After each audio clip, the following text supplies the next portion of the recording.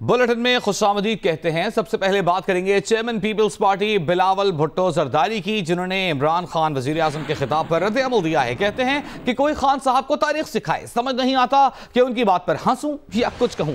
बिलावल भुट्टो ने कहा कि जुल्फिकार अली भुट्टो के वालिद सर शाहनवाज भुट्टो भी वजीर आजम थे। शहीद भुट्टो मैरिट पर अयूब काबीना में वजीर रहे। दौरे उरूज में अयूब से अलहदा हुए, एक फर्द एक वोट का तस्वुर दिया, पहले मुंतखब वजीर आजम बने, मुत्तफिका आइन दिया। बिलावल भुट्टो का कहना था कि शहीद भुट्टो ने स्टेटस को हिलाया और करप्शन पर इमरान खान के वालिद को निकाला। और अब सानिया साहिवाल का जिक्र करेंगे। पंजाब असेंबली में अपोजिशन लीडर हमजा शहबाज का कहना है कि पाकिस्तानी कौम सानिया साहिवाल का एहतसाब चाहती है। इमरान खान को साहिवाल के मजलूम दिखाई नहीं दे रहे। सानिया साहिवाल पर जुडिशल कमीशन बनना चाहिए। जब तक मुतासरा फैमिली को इंसाफ नहीं मिलता, हुकूमत का पीछा नहीं छोड़ेंगे। सानिया साहिवाल के गिरफ्तार मुल्जिमान की शनाख्त के लिए मुद्दई समेत कोई ऐनी शाहिद नहीं पहुंचा सका, जिसकी बायस केस कमजोर होने का खदशा पैदा हो गया है। साहिवाल में गिरफ्तार मुल्जिमान की शनाख्त परेड के लिए आज का दिन मुकर्रर था। रिपोर्ट कर रहे हैं अहमद फराज।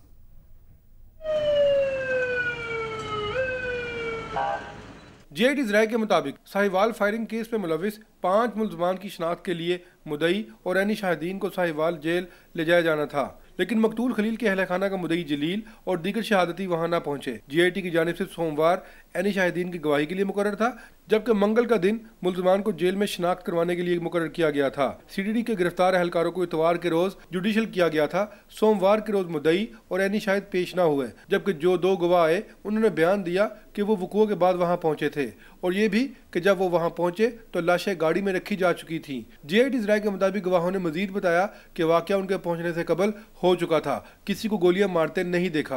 अहमद फराज, जियो न्यूज, लाहौर। कुछ दीगर खबरें शामिल करते हैं। वज़ीर आला पंजाब उस्मान बिज़दार आईजी पंजाब का मुसाफे के लिए बड़ा हाथ देखे बगैर ही मुड़ गए। आईजी पंजाब ने मुल्तान की पासिंग आउट परेड में शील्ड पेश करने के बाद मुसाफे के लिए हाथ बढ़ाया था। बाद में सहाफ़ियों से गुफ्तगू में उन्होंने कहा कि अभी सीख रहे हैं, आहिस्ता आहिस्ता सीख जाएंगे। पासिंग आउट परेड थी, वहाँ पर आईजी साहब से सलाम लेना शायद आप भूल गए, वो बेध्यानी थी या आपने देखा नहीं, क्या सुने? नहीं, असल में मैं थोड़ा सा ट्रेंड नहीं हूँ ना, तो ये डिसिप्लिन फोर्स थोड़ा सा सीख रहा है ना आहिस्ता आहिस्ता। हुकूमत सिंध ने रेंजर्स के खुसूसी इख्तियारात में 90 रोज की तौसीक कर दी है। वफाकी हुकूमत की मंजूरी के बाद रेंजर्स के खुसूसी इख्तियारात में 5 अप्रैल तक तौसीक की गई है। रेंजर्स इख्तियारात में तौसीक का नोटिफिकेशन भी जारी कर दिया गया है।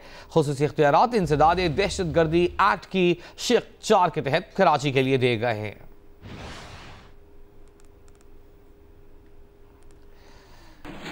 और अब एक अहम मामले पर आपको अपडेट करेंगे। कोरंगी में मुबैना पुलिस मुकाबले फायरिंग से जख्मी मियाँ बीवी के केस में पुलिस ने उन 2 मुल्जिमान को गिरफ्तार कर लिया है जिन पर चलाई गई गोलियां वहां से गुजरने वाले मियाँ बीवी को लगी थीं। एसएसपी सैयद अली रजा के मुताबिक मुल्जिमान जावेद और अबूजर सलीम के कब्जे से असलहा भी बरामद हुआ है। तफसीलात के लिए बात करेंगे नुमाइंदा खुसूसी जियो न्यूज अफजल नदीम डोगर से। अफजल, मामला क्या है? पहले कहा कि डकैत असलहा छीन रहे थे, बाद में कहा गया कि तलाशी के दौरान ना रुकने पर फायरिंग कर दी गई। अब क्या फाइनली तय किया कराची पुलिस ने? जी, एक्चुअली जो मुल्ज़मान गिरफ्तारी की है, इनकी जदीद टेक्नोलॉजी की मदद से गिरफ्तारी हुई है, जिसके बाद जो इनके इंकशाफात हैं वो उन्होंने पूरे वाक़े की तस्दीक की है। और इस चीज़ की भी तस्दीक हुई है कि जो मियाँ बीवी जख्मी हुए वो पुलिस ही की गोलियों से जख्मी हुए थे। दोनों मुल्ज़मान जावेद और अबूजर जो है वो पिछले 5 साल से इनकी क्राइम हिस्ट्री का रिकॉर्ड भी सामने आया है। और जो ये पहले जो है इन्होंने बताया कि वहां से गुजर रहे थे, वहां कोई छीना हुआ मोबाइल फोन फरोख्त करने के लिए आए थे, वहां पर कुछ वारदात भी करनी थी इन्होंने, लेकिन वहां पुलिस ने इनको रोका और एक पुलिस एहलकार ने जब उनके ऊपर असला तान लिया तो उस पर इन्होंने जो है वो खौफजुदा होकर वो उससे गन छीन ली और उसके बाद भागे। जिसने कहा कि जब पुलिस वालों को मैंने देखा कि वो दूसरी गन से उनके पीछे भागा तो उसने हवाई फायरिंग की, उसके जवाब में पुलिस वालों ने भी फायरिंग की। उसके बाद इन्होंने एक मोटरसाइकिल छीनी वहां से और उसके बाद वो मोटरसाइकिल थोड़े फासले पे फेंक कर फरार हुए। अफजल, ये तो पुलिस का मौक़िफ़ है कि पकड़ लिया गया, लेकिन कुछ अरसे पहले मीडिया में एक और स्टोरी भी रिपोर्ट हुई थी कि कोई छीनने वाला शख्स वहां मौजूद नहीं था। नाके पर इन दोनों मियाँ बीवी को जो मोटरसाइकिल पर सफर कर रहे थे रोका गया, नहीं रुके तो फायरिंग कर दी और जब गोली लग गई तो अपना असलहा भी छोड़कर भाग गए। ये स्टोरी भी मीडिया में रिपोर्ट हुई थी, इसमें कितना दम है? नहीं, वो बिल्कुल क्लियर, क्योंकि जो हमने खुद उनसे मैंने बात की थी, जो जख्मी हुए थे मियाँ बीवी, जिस जगह पर ये वाकया हुआ ये बिल्कुल उसके सामने ही उनका घर था और वो दरवाजे से निकल रहे थे कहीं तकरीब में जाने के लिए, वो तो तस्दीक हुई थी। और जो असला छीनने वाली बात है वो इन्होंने मुल्जमान ने खुद वो किया है। तमाम जो इनके बयानात है मजीद इनसे इंटेरोगेशन हो रही है और शहर में जो मजीद जो वारदातों का भी इन्होंने इंकशाफ किया है। बहुत शुक्रिया अफजल नदीम डोगर आपका।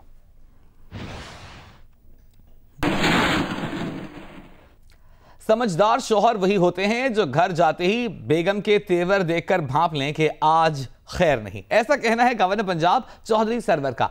उन्होंने ऐसा क्यों कहा, उन्हें कब बेगम के गुस्से का सामना करना पड़ा और कैसे गुस्सा ठंडा किया, यह किस्सा गवर्नर पंजाब ने फैसलाबाद जीसी यूनिवर्सिटी के कॉन्वोकेशन के खिताब के दौरान सुनाया।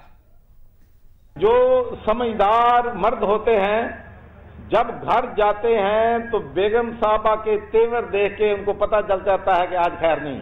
तो जब मैंने डोर नॉक की, दरवाजा खुला और जिस तरीके से ठक दरवाजा बंद हुआ तो मैंने कहा आज मसला खराब है। तो मैंने बेगम साहबा से कहा कि क्या गलती हुई है, आज बहुत नाराज हैं। तो उन्होंने कहा जी आप तो अपने बच्चों को बच्चे नहीं समझते, आपने आज उसकी इतनी बेइज्जती की है, उसके बारे में ये कहा है कि ये बुरकर है, आप हर वक्त सियासत करते हैं, बिजनेस करते हैं, आपको क्या पता कि बच्चे क्या फीलिंग करते हैं। तो फिर मैंने अपने बेटे को भी समझाया, बेगम साहबा को भी ठंडा किया। ट्रांसपेरेंसी इंटरनेशनल ने करप्शन इंडेक्स 2018 जारी कर दिया। करप्शन इंडेक्स में गुज़िश्ता साल की तरह पाकिस्तान की 117वीं पोजीशन ताहाल बरकरार है। चेयरमैन ट्रांसपेरेंसी इंटरनेशनल पाकिस्तान ने कहा है कि करप्शन कंट्रोल करने के लिए पाकिस्तानी हुकूमत को संजीदा इक़दाम करने होंगे। करप्शन पर काबू पाए बगैर इक़्तिसादी हालत बेहतर नहीं हो सकती। उनका कहना था कि बैरूनी सरमायाकार को राग़िब करने के लिए भी करप्शन इंडेक्स पर काबू पाना जरूरी है।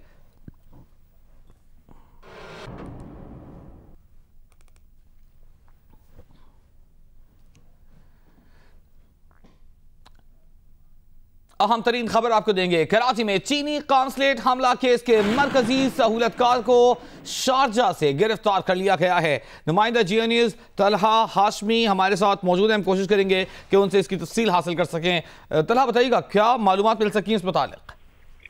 देखिए ये चीनी कॉन्सुलेट हमले की तहकीकात जारी थी और उस पर CTD की इत्तला पर DIG बताते हैं कि कार्रवाई की गई है और जो शारजा में सिक्योरिटी फोर्सेज हैं उन्होंने वहाँ पे एक मुलजिम को डिटेन किया, गिरफ्तार किया जिसका नाम राशिद मालूम हो पाया है। इस हवाले से DIG CTD बताते हैं कि मेन सहूलतकार था जो हमले के लिए 9 लाख रुपए से ज्यादा की रकम थी वो 4 मुख्तलिफ अकाउंट से इसके अकाउंट में आई थी और फिर उसके बाद कराची आया, इससे तमाम मुसलमान को इकट्ठा किया था और इकट्ठा करने के बाद जहाँ से उसने रकम भी डिस्ट्रीब्यूट की और उसके बाद हमले के बाद ये वापस भाग गया था, जिसके बाद CTD ने इस पे वर्क किया और फिर उसके बाद जो शारजा में मौजूद लॉ एनफोर्समेंट एजेंसीज और उन्होंने गिरफ्तार किया। तलहा ये बताइएगा कि तालिबान के अहम रहनुमा की गिरफ्तारी का भी दावा किया है CTD ने आज, उसकी तफसील है आपके पास? जी बिल्कुल, ये कलदम तहरीक तालिबान पाकिस्तान का एक मेन कमांडर था जिसका नाम रहमान उर्फ उस्ताद जी है। इसे CTD ने गिरफ्तार किया है और इसके कब्जे से बारूदी मवाद और दीगर चीजें बरामद की गई हैं। ये प्रेशर कुकर बम और टेनिस बॉल बम बनाने का माहिर समझा जाता था और 2011 से 2014-15 तक कराची में दहशतगर्दी की बहुत सारी वारदातों में मसरूफ भी था। बहुत शुक्रिया तलहा हाशमी। बलूचिस्तान के जिला लोरलाई में DIG पुलिस के दफ्तर पर दहशतगर्दों के हमले में 9 पुलिस एहलकार शहीद और 21 अफराद जख्मी हो गए। MS डिस्ट्रिक्ट अस्पताल के मुताबिक जख्मियों में बेशतर ताल्लुक पुलिस से है। 2 को CMH, 3 को क्वेटा और 1 जख्मी को मुल्तान अस्पताल मुंतकिल किया गया है। वज़ीर दाखिला बलूचिस्तान मीर ज़िया लागू का कहना है कि दहशतगर्दों को पूरी कुव्वत से कुचल दिया जाएगा। दहशतगर्दों और सहूलतकारों को कैफ़े किरदार तक पहुँचाएंगे। सूबाई वज़ीर दाखिला मीर ज़िया लागू ने शहदा के लवाहिकीन से ताज़ियत और हमदर्दी का इजहार किया।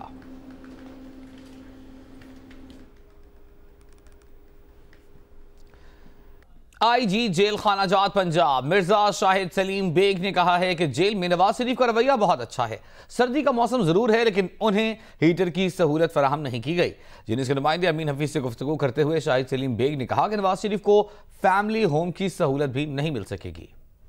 साबिक वज़ीर आज़म नवाज शरीफ कैद हैं, कैसे शब रोज़ उनके गुजरे हैं? उनका कंडक्ट बहुत अच्छा है। जेल के अंदर वो नॉर्मल वक्त गुजार रहे हैं। बेड है और अटैच किचन है और टेबल है, छोटा टेबल और 2 चेयर्स है और एक बुक रैक है किताबें रखने के लिए। बाथरूम है? जी बाथरूम भी है अटैच। और उनको टेलीविज़न की सहूलत है अपने कमरे में? टेलीविज़न की भी सहूलत है और केबल की सहूलत नहीं है। नवाज शरीफ साहब कह रहे हैं कि उन्हें जेल में बहुत सर्दी लगती है। क्या आप एक साबिक वज़ीर आज़म को हीटर नहीं दे रहे? इस वक्त सर्दी का मौसम है तो सर्दी तो हर जिंदा इंसान को लग रही है, तो वो कोई ऐसी बात नहीं। हीटर की सहूलत नवाज शरीफ साहब को अवेलेबल नहीं है? देखिए सर्दी है और सर्दी में तो हर एक को सर्दी लगती है ना जी। जेलों में फैमिली होम्स बनाए गए थे कि कैदी अपनी बीवी और बच्चों के साथ रह सके, वो फैमिली होम्स कहाँ चले गए? Central jail Multan, central jail Lahore, central jail Faisalabad और सेंट्रल जेल रावलपिंडी में 54 रूम्स ऑन ईच जेल तैयार किए गए हैं।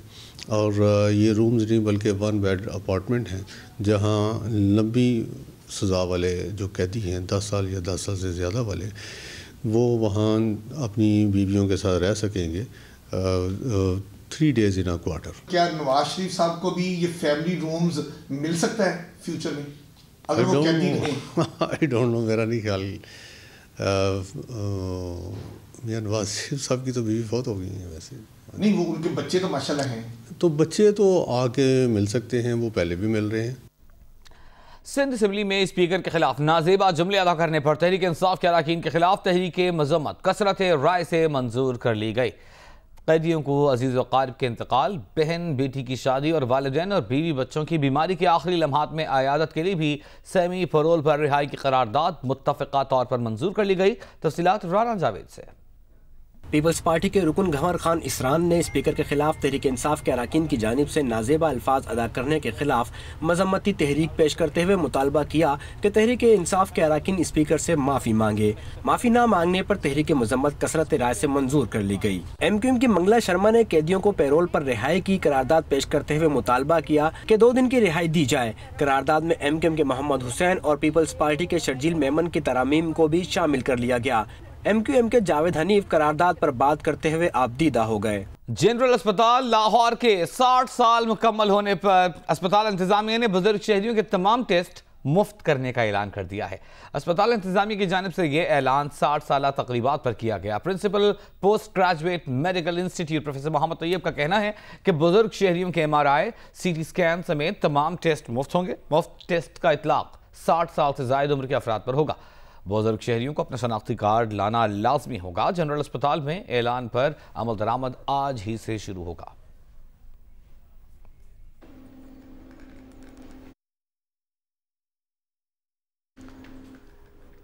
और ताज़ा खबर आपको देंगे। सरफराज अहमद कप्तान पाकिस्तान क्रिकेट टीम का कहना है कि जो गलती की थी उसकी सजा मुझे मिल गई। उन्होंने कहा कि PCB का शुक्रिया कि उसने मामले को ठीक तरह से हैंडल किया। सरफराज का कहना है कि ICC का फैसला सबके सामने है। एक मैच के लिए रुकने से कोई फर्क नहीं पड़ना था। अच्छा है, PSL से पहले आराम मिल जाएगा। उन्होंने शोएब अख्तर तनकीद नहीं बल्कि पर्सनल अटैक कर रहे हैं, ये कहना था सरफराज अहमद का। सरफराज की जानिब से पहली बार रद्द अमल दिया गया है। उनका ये कहना था कि जो गलती की थी उसकी सज़ा मुझे मिल गई। PCB का उन्होंने शुक्रिया अदा किया कि PCB ने मामले को ठीक तरह से हैंडल किया। साथ ही उनका ये कहना था कि ICC का फैसला सबके सामने है।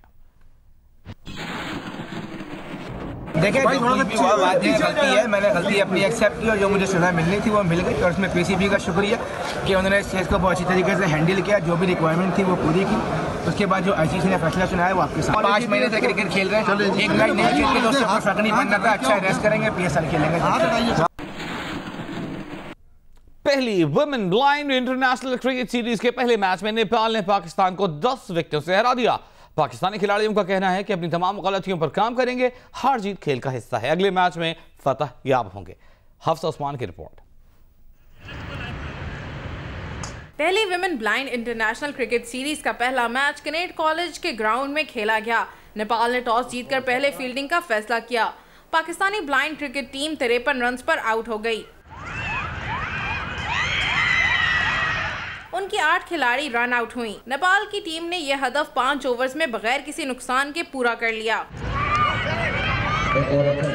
Pakistani blind women cricket team के खिलाड़ियों का कहना है कि हार जीत खेल का हिस्सा है। अगले मैचेस में पूरी मेहनत के साथ मैदान में आएंगी। बैटिंग में जो थोड़ी सी गलती हुई है, कोशिश करेंगे कि नेक्स्ट जो मैचेस हैं उनमें इसको रिपीट ना किया जाए और नेपाल को टफ टाइम दिया जाए। फर्स्ट एक्सपीरियंस था, अच्छा नहीं रहा, पता है हमें, लेकिन इंशाल्लाह जो बाकी मैचेस होंगे उनमें हम बहुत बेस्ट परफॉर्म करेंगे। पूरी कोशिश करेंगे कि फर्स्ट सीरीज़ इंटरनेशनल सीरीज़ है तो we will take this honour to us, कि हम लोग लेते हैं। मेहमान खिलाड़ियों का कहना था कि पाकिस्तान आकर क्रिकेट खेलना अच्छा तजर्बा है, आइंदा भी ऐसी सीरीज होनी चाहिए। अच्छी फीलिंग हो रही है, पाकिस्तान आकर अच्छा लगा, ऐसी सीरीज होनी चाहिए ताकि आइंदा इससे भी अच्छी परफॉर्मेंस दे सके। पहले पाकिस्तान आने से डरते थे मगर यहाँ आकर बहुत अच्छा लगा। हमें पाकिस्तान में उनसे खेलने भन्दा पहले हम बहुत डर लगाए थे, जुन उनसे ग्राउंड में आए उतरे हमलाई जिस एकदम मजा आया। 5 मैचों की सीरीज में नेपाल को 1-0 की बढ़तरी मिल गई। दोनों टीमों के दरमियान दूसरा मैच फैसलाबाद में खेला जाएगा। कैमरामैन जवाद हैदर के साथ हफ्सा उस्मान, जियो न्यूज़, लाहौर। इस्लामाबाद में गाड़ियों की ऑनलाइन रजिस्ट्रेशन का काम शुरू कर दिया गया। विंड स्क्रीन पर ई टैग की सूरत में लगी 3rd नंबर प्लेट से कार चोरी का मसला भी हल हो जाएगा। नंबर प्लेट तब्दील किए जाने के बावजूद कैमरे की मदद से गाड़ी के असली नंबर की शनाख्त हो सकेगी। तफसीलात बता रही हैं मोना खान। इस्लामाबाद में गाड़ियों की ऑनलाइन रजिस्ट्रेशन का हो गया आगाज। ना तवील कतार और ना इंतजार। एक्साइज डिपार्टमेंट की वेबसाइट पर ऑनलाइन फॉर्म भरें और बआसानी गाड़ी रजिस्टर करा लें। रजिस्ट्रेशन भी स्मार्ट कार्ड के जरिए। एक इनिशिएटिव जो हमने रिसेंटली लिया है वो ऑनलाइन रजिस्ट्रेशन वाला है कि जिसमें डेटा कैप्चर कर लेता है, आप सारा सबमिट कर देते हैं और फिर एक जिम्मेदारी रह जाती है जिसमें बैंक चालान है और फिजिकल वेरिफिकेशन ऑफ व्हीकल। तो वो जो क्यू और वो सारा सिस्टम है उससे आप बच जाते हैं। गाड़ी रजिस्ट्रेशन के बाद नई गाड़ी को चोरी से बचाना भी जरूरी है। उसके लिए ई टैग मुतारफ कराया जा रहा है जो विंड स्क्रीन पर तीसरी नंबर प्लेट का काम करेगा और चोरीशुदा गाड़ी की नंबर प्लेट तब्दील किए जाने की निशानदेही करेगा। इस्लामाबाद या शहर से बाहर जाने वाले टोल प्लाजों पर लगे कैमरों की मदद से गाड़ी की असल नंबर प्लेट की शिनाख्त मुमकिन हो सकेगी। एक तो उसको पता चलेगा कि ये टोकन टैक्स डिफॉल्टर तो नहीं है, दूसरा ये कि डेफिनेटली गाड़ी के जेन्युइननेस का भी पता चलेगा। चीफ कमिश्नर इस्लामाबाद का कहना है कि शहरियों की सहूलत के लिए इनकलाबी इक़दाम किए जा रहे हैं और आइंदा माली साल के आगाज से गाड़ियों के टोकन टैक्स की ऑनलाइन अदायगी की सहूलत भी मुतारफ करा दी जाएगी। इन इक़दाम का मकसद शहरियों को तवील कतार में खड़े होकर इंतजार की जहमत से छुटकारा दिलाना है। कैमरामैन साजिद तारिक और साथी रिपोर्टर अवैस यूसुफजई के साथ Mona Khan, Geo News, Islamabad. Mass transit authority का कहना है कि ऑरेंज लाइन ट्रेन मंसूबे पर 95% काम मुकम्मल हो चुका है और बाकी 5% काम तेजी से जारी है जो मार्च के आखिर तक मुकम्मल कर लिया जाएगा। देखिए लाहौर से उम्मे फरवा की रिपोर्ट। पंजाब मास ट्रांजिट अथॉरिटी के मुताबिक ऑरेंज ट्रेन मंसूबे का तमीराती काम मुकम्मल होने के बाद 30 जुलाई तक आजमाइशी तौर पर ट्रेन चलाई जाएगी और सामने आने वाली खराबियों को साथ ही दूर कर दिया जाएगा। अवाम के लिए ट्रेन चलाने का ऐलान बाद में किया जाएगा। ऑरेंज ट्रेन को शहबाज शरीफ दौर में भी आजमाइशी तौर पर चलाया गया था। ट्रेन ट्रैक 27 किलोमीटर तवील है। ऑरेंज ट्रेन ये सफर 45 मिनट में तय करेगी। ट्रेन के कुल स्टेशन की तादाद 24 है जिनमें से 2 ज़ेरे ज़मीन हैं। मंसूबे के पहले मरहले में चीन से 5-5 बोगियों पर मुश्तमिल 27 ट्रेनें मंगवाई गई हैं। ऑरेंज ट्रेन मंसूबा सी पैक के तहत मुकम्मल किया जा रहा है। मंसूबे का सिविल और मैकेनिकल वर्क हुकूमत पंजाब ने जबकि इलेक्ट्रिकल चीनी कंपनियां मुकम्मल कर रही हैं। कैमरामैन सफदर अली के साथ उम्मे फरवा, जियो न्यूज़, लाहौर। इक़्तिसादी राबिता कमेटी ने गर्दिशी कर्जों और सूबों को पन बिजली पर खालिस मुनाफे की अदाई के लिए पावर डिवीजन को 200 अरब रुपए के इस्लामी बॉन्ड्स जारी करने की मंजूरी दे दी।